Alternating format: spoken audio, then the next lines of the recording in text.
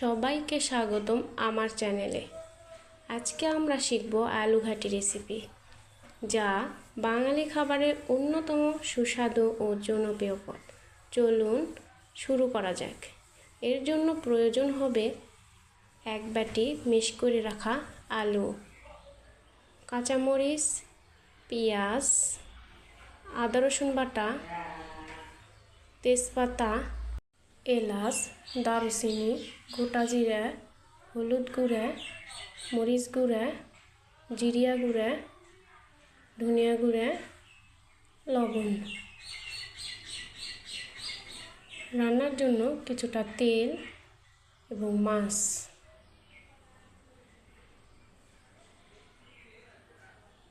চলুন রান্না শুরু করা যাক।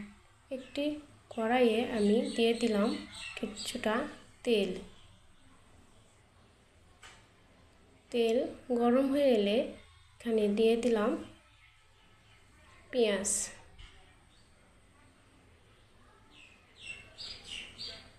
পেঁয়াজগুলোকে দিয়ে আমি হালকা ভেজে নিব।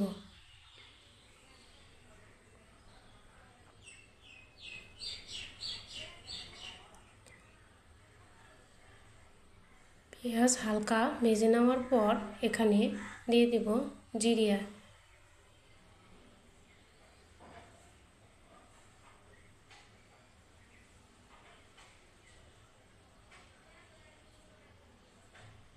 তারপর দিয়ে দিলাম দুটি তেজপাতা,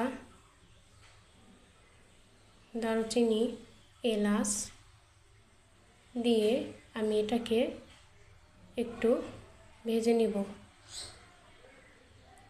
এর মধ্যে দিয়ে দিব আদা রসুন বাটা।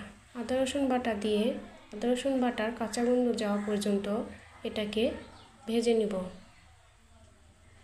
এরপর এখানে কিছু পানি দিয়ে দিব যেন মশলাগুলো না পুড়ে যায়। পানি দেওয়ার পর এখানে আমি দিয়ে দিলাম কাঁচামরিচগুলো।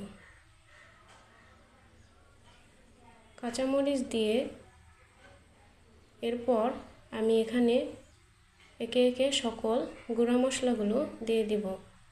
দিয়ে দিলাম ধনিয়া গুঁড়া, জিরা গুঁড়া, মরিচ গুঁড়া, হলুদ গুঁড়া এবং লবণ দিয়ে আমি মশলাগুলো ভালোভাবে কষিয়ে নিব এবং একটু পানি দিয়ে দেব। পানি দিয়ে হালকা কষানো হয়ে গেলে এখানে দিয়ে দিব মাছ। মাছগুলো দিয়ে এটাকে একটু উল্টিয়ে পাল্টিয়ে কিছুক্ষণের জন্য ঢেকে রেখে দেব।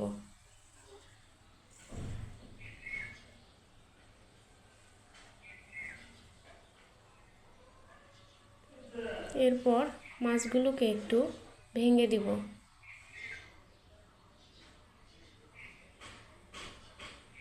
মাছগুলো ভেঙে দিয়ে মশলা ভালোভাবে কষানো হয়ে গেলে এখানে দিয়ে দিলাম ম্যাশ করে রাখা আলুগুলো।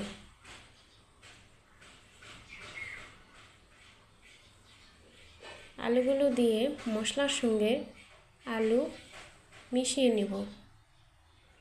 মশলার সঙ্গে আলু মিশানো হয়ে গেলে এখানে দিয়ে দিব পানি। পানি এবং আলু ভালোভাবে মিশিয়ে নেব। মিশানো হয়ে গেলে কিছুক্ষণের জন্য ঢাকনা দিয়ে ঢেকে দেব। কিছুক্ষণ পর পর ঢাকনা খুলে ঘাঁটি নেড়ে নেব।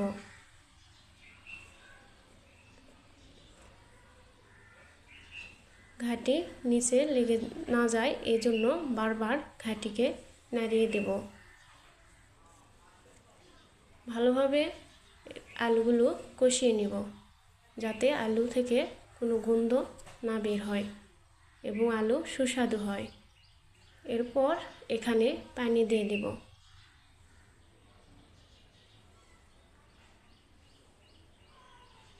পানি এবং আলু আবারও ভালোভাবে মিশিয়ে নেব।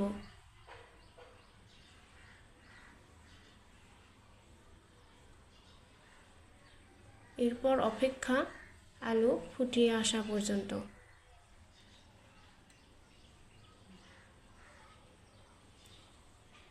এবার ঢেকে দেওয়ার পর একটু পর ঢাকনা খুলে দেখে নিব আলু ফুটিয়ে এসেছে, এবং আরও একবার ঢাকনা দিয়ে ঢেকে দিয়েছি। এরপর ঢাকনা খুলে দেখে নিব আমাদের আলু ঘাটি রেডি হয়ে গেছে।